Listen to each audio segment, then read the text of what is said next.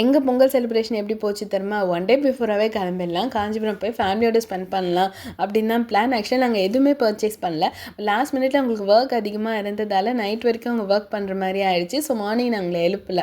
And Pongal அன்னைக்கு கிளம்பிடலாம் அப்படின்னு சொல்லிட்டு ஏஞ்சி கொஞ்சோண்டு நான் பொங்கல் மட்டும் செஞ்சு வச்சு கடகடே நீங்கள் சாமி கும்பிட்டோம்.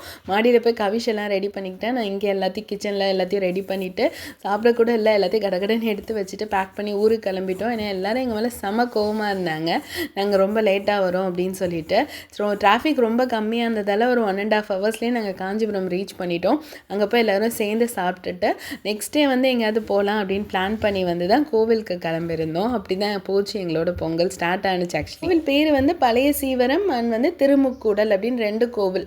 எங்களுக்கு இந்த மாதிரி ஓல்டு டெம்பிள்ஸ்னால் ரொம்ப பிடிக்கும், எனக்கும் சரி ஹஸ்பண்ட்க்கும் சரி. காஞ்சிபுரம் பக்கத்தில் அதுக்கு பஞ்சமே இருக்காது. எப்படி தேனினாலுமே இன்னும் நான் பார்க்காத கோவிலுமே நிறையா இருக்கும், அந்த மாதிரி தான் இருக்கும்.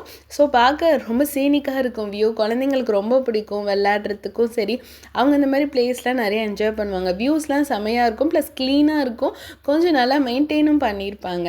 ஸோ அந்த மாதிரி கோவில் நாங்கள் நிறையா அங்கே அந்த ஏரியாவில் பார்த்துருக்கோம். நீங்கள் யாராவது பிளான் பண்ணுறதுனா கூட இது ஒரு நல்ல சாய்ஸாக இருக்கும். போகும்போது காரில் போயிட்டோம், எனக்கு கோயில் மூடிடும், டைம் ஆகிடும் அப்படின்னு சொல்லிட்டு. வரும்போது நாங்கள் வந்து இப்போ ஸ்டெப்ஸில் இறங்கி வந்துட்டோம்.